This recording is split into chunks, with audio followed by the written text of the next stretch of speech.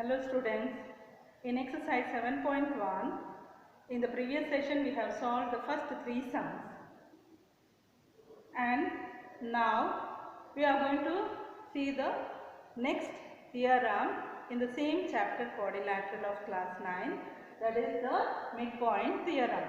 This is one of the most important theorem which you have to remember because you are going to solve some of the sums based on this theorem given in your higher classes.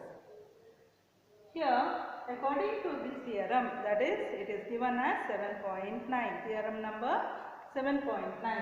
According to this theorem, the line segment joining the midpoints of two sides of a triangle is parallel to the third side. Imagine you have a triangle ABC.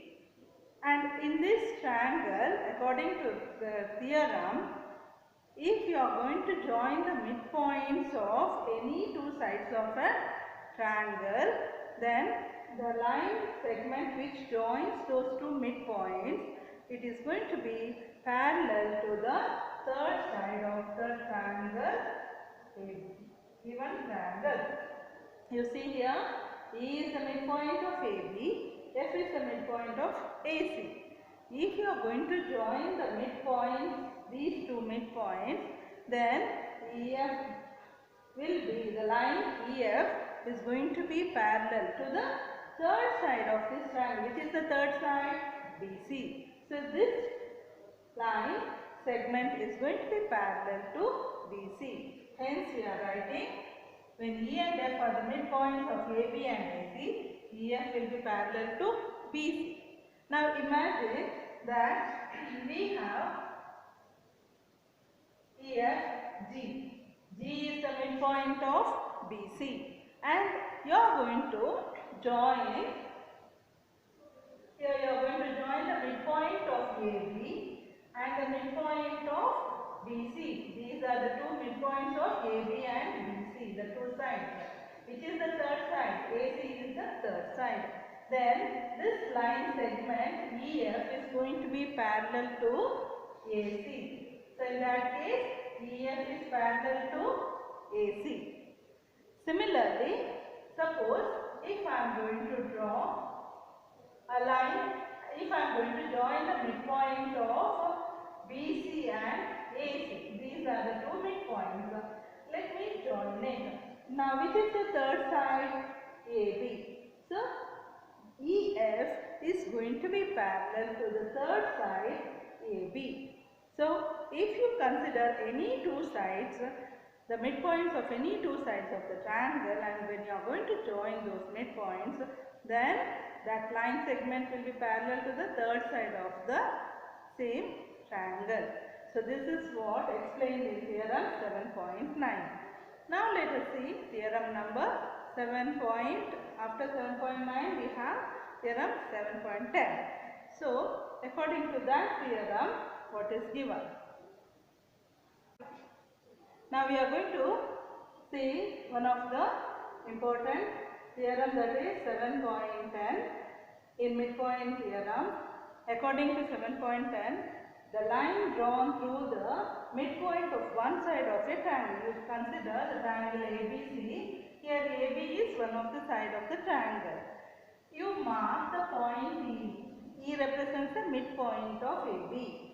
When you are going to draw a line segment from the midpoint of one of the side of the triangle, which is parallel to the second side, another side. If this, you are going to draw a line parallel from the midpoint to the side BC, then this line will meet at a point on the third side, which is going to be the midpoint of the third side. That is, F is going to be the midpoint of AC. Hence, we can say that EF is parallel.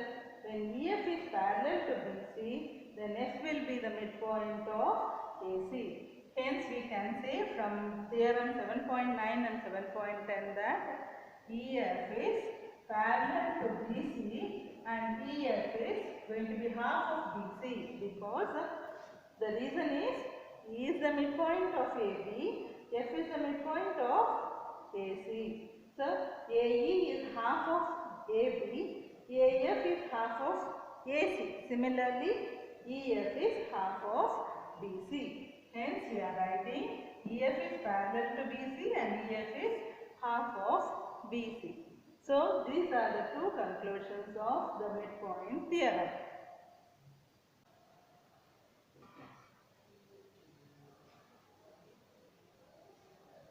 Hope you all remember theorem 7.9 and 7.10. Now, based on those two theorems, we are going to solve this sum.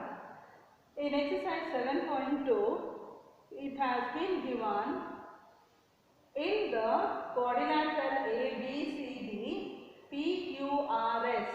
These are the four midpoints of the four sides. P is the midpoint of AB, Q is the midpoint of BC, R is the midpoint of CD and S is the midpoint of AD or DA. Here you have to prove three things. In that, the first one is you have to show that SR is parallel to AC and SR is half of AC. Which is SR? Here. S and R are the midpoints of AD and CD. When you join the midpoints of the two sides of a triangle, then the line will be parallel to the third side and it is going to be half of the third side, according to theorem 7.9 and 7.10. So, we are going to use it. Here you consider the diagonal AC. Now, if you see this, here you got a triangle ABC. In this triangle, S is the midpoint of AD and R is the midpoint of CD. So, when you join the midpoints of the two sides, then this line is going to be parallel to the third side of the triangle ACD and it is going to be half of ACD according to the theorem 7.9 and 7.10. Hence, we say that SR is parallel to AC and SR is half of AC.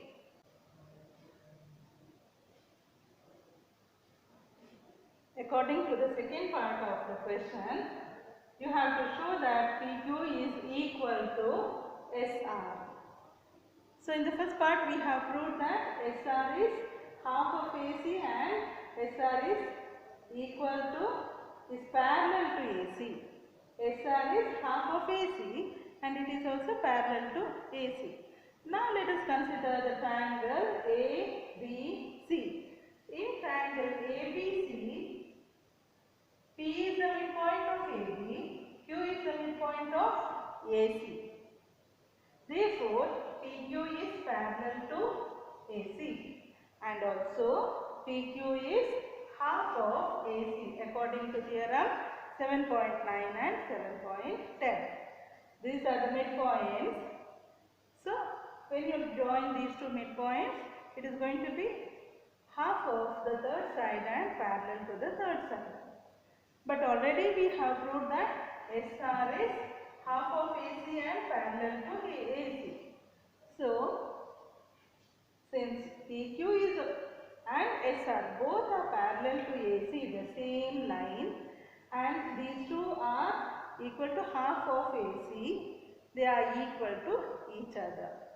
And since they are parallel to the same line segment, they both PQ as well as SR, these two lines are also parallel to each other. Since PQ is parallel to AC and SR is also parallel to AC, PQ is parallel to SR and also PQ is equal to SR because they both are equal to half of AC. And you know that according to theorem 7.8, in a parallelogram, in a figure quadrilateral, if one pair of opposite sides are equal and parallel, then it is a parallelogram. Since PQ is equal to SR and it is parallel to SR, then PQSR is a parallelogram. This is what we have to prove in the third part of the question. Hence, PQRS is a parallelogram.